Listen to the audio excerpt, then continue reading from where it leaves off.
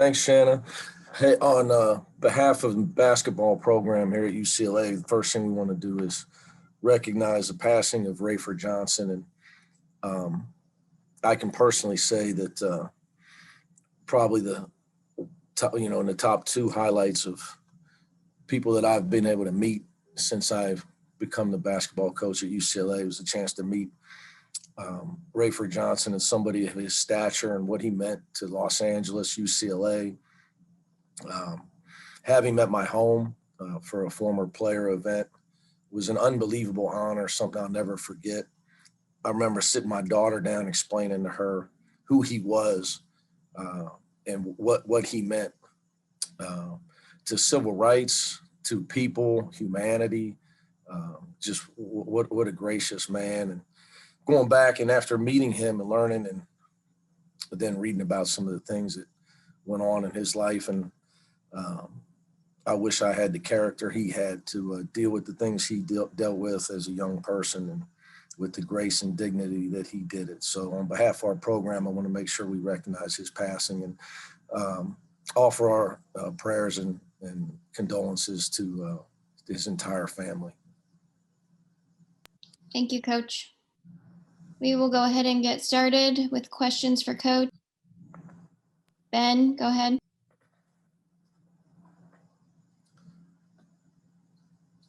What's up, Ben? Guess we lost Ben. Right. Yeah. Oh, there you are, Ben. Hit your mute button, Ben. Not working? No, sorry about that. I froze up there a little bit. Okay. So Rayford, did he share any specific stories that kind of were memorable or meaningful? Not really. I didn't really ask him, to be honest with you. By the time we met, he was moving pretty slow when I got here. I met him my first month here. I'd say my first 3 or 4 months here, he was around a lot, and I hadn't seen him since probably the event at my home. He wasn't moving that quickly, and his son obviously was always with him. So yeah, I didn't dig in on him at all. You could see that he was dealing with some health issues even at that time. Switching gears to Chris Smith a little bit, he said something interesting that his dad said, time you worry as a player is when your coach is not talking to you, and that he wanted to be coached up and maximized his abilities, which seems like you're obviously doing. Can you talk about his willingness to accept that coaching during the games? Obviously, you guys had talked a lot and in the timeout huddles and things like that. Chris's attitude's awesome. And, a lot of that is you wish it come. I think probably all of it starts with his parents. And but he's a humble guy. And when it comes to that, man, he's very easy to coach. I still wish I could, I'm still always going to want him to be more aggressive in all phases. And, it's my belief for his professional life, he's going to need to be a better defender. So my quest with him is to have him be a much better defender, block more shots, rebound more. For us, obviously, we need points. So, I got to stay on him about being aggressive on the offensive end. But his future is going to lie in his ability to use his length to be an elite defender, rebounder, cause havoc in that, and be able to guard multiple positions. So been able to help a few other guys get in the NBA doing that. Tarek, go ahead. Coach, if you could you explain the best way? I'm curious to know what is kind of supposed to happen on game day with the COVID testing. I don't know, like just in regards to how it's supposed to play out, and what in regards to how a game gets cleared to play on that day, because we've had them all over the country. I just wanted to get a little more information from you on that. Oh, wow. Well, I can only tell you what I know, and I don't, so we may have to get you to some other people here to give you the full rundown. I mean, obviously both teams got to test negative. Now, again, in other parts of the country, I don't know if that's the case, but I'm going to tell you, you know, at UCLA, we're going to err on the side of caution. Because I'm a believer in science and Dr. Fauci, you know, our medical people here at UCLA and everything that's been said about the virus. And I also have personal family experience with the virus where people test negative, 5 days later, they test positive. It takes them 6 days, 7 days. So then you have a bunch of silent spreaders. So I'm not the guy that's, you know, we're not going to be a team that's just going to try to play on and pull 2 guys out. Because 5 days later, we were probably going to have other guys if we were all around each other a bunch. So, but all I can really tell you, Tarek, is, you know, from our standpoint, everybody's going to have to test negative on game day.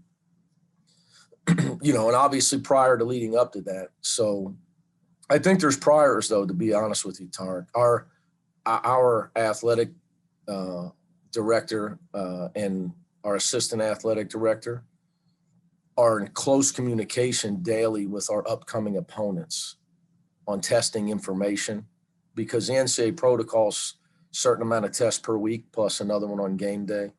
So there's days where we take 2 tests. We take an antigen and a PCR.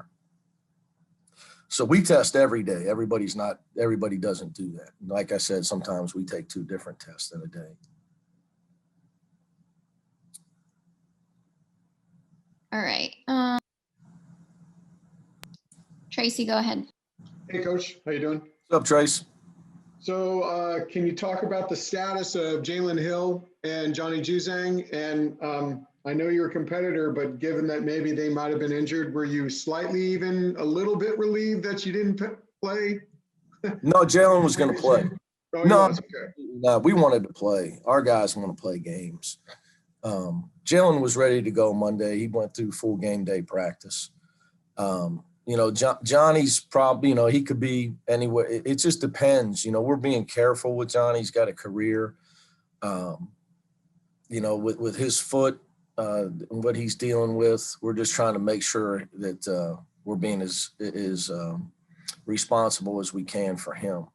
And he's a bright guy. So, you know, it's a day-to-day thing with him, but Jalen's back. Wait, we just practiced. He was full go, but he was ready to go Monday. Ben, go ahead.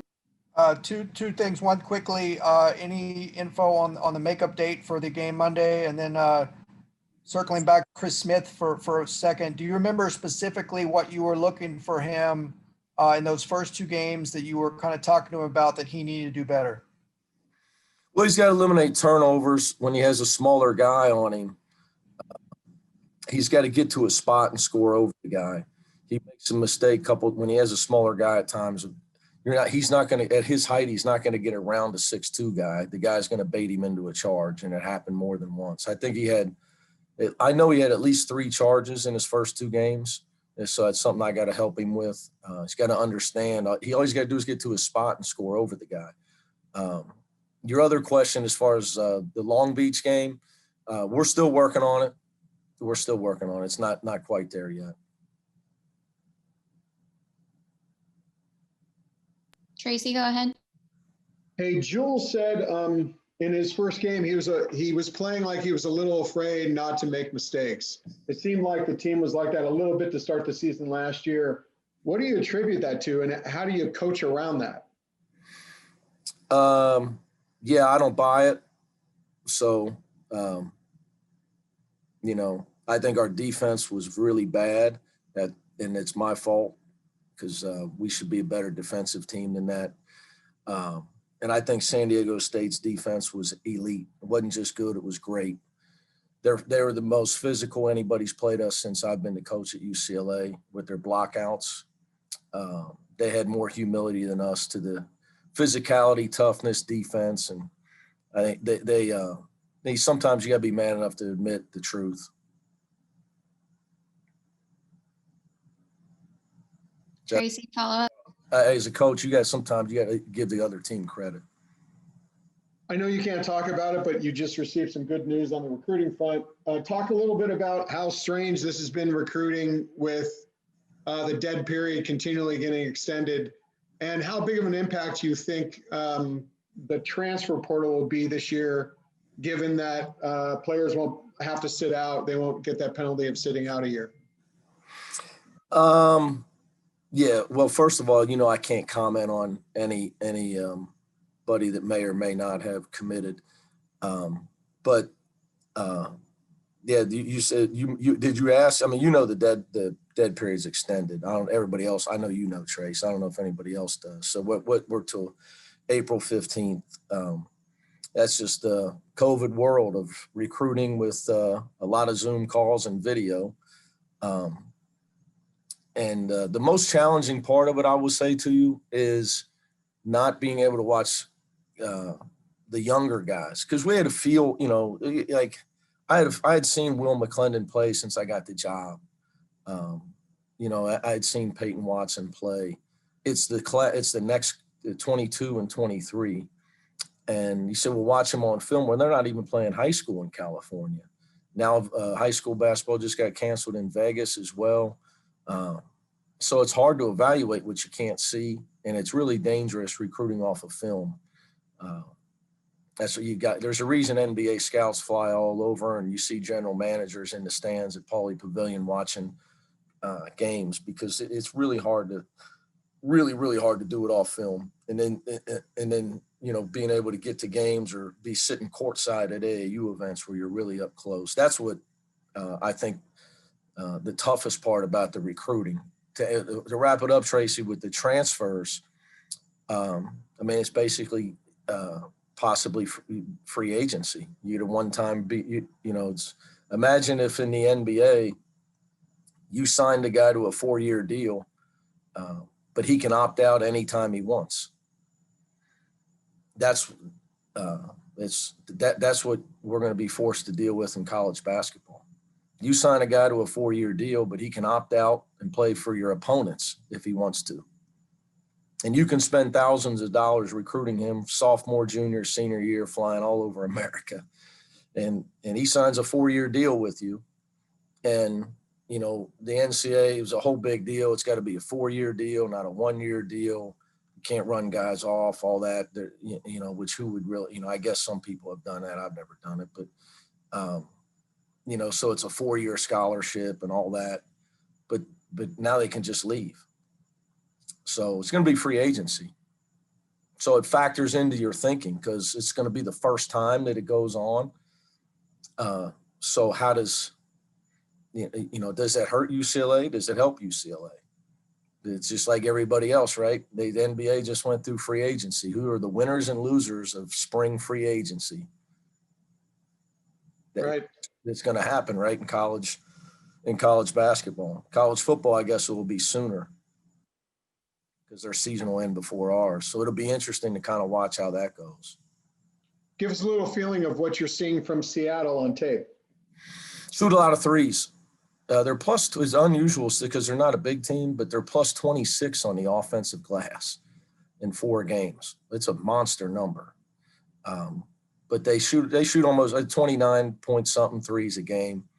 A team with like that, they're going to come in and do everything they can to spread us out, eliminate our size, try to spread us out, beat us off the dribble, spray it out, make threes. They've obviously had a really nice win over Air Force.